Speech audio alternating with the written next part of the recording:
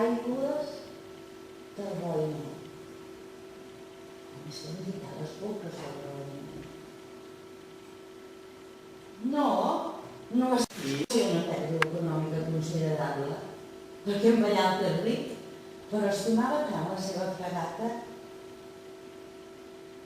D'ençà del naufragi no s'embarcà més, avorrit el navegar. Es passa els dies a la pietat, a la seva horta, enmig d'arbres i llibres, contemplant el mar de lluny. Aquest home, tan fort abans, ara és un vell vacil·lant, decrèpit. Ja no compta les seves aventures marines. Per la memòria. Quin home que va ser? Diuen que arribà a assistir de Rivall a l'expedició d'en Barceló contra el G. La passada centúria. Allà que els comptes potser no surten. I ha estat després per tot arreu.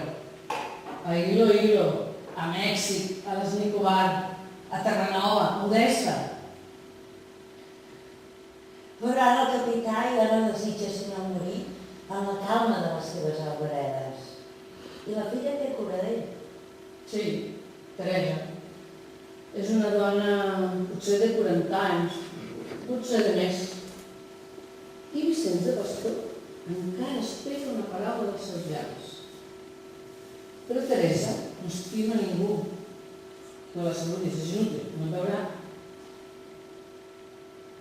Baixa d'esma a les escales.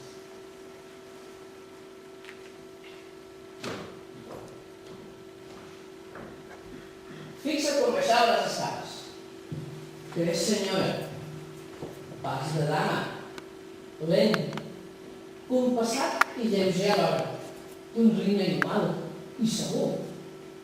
D'una escola i un estil que s'han perdut. Sí, Teresa és molt vella, ja ho saps. Té els meus anys. Que es veu posar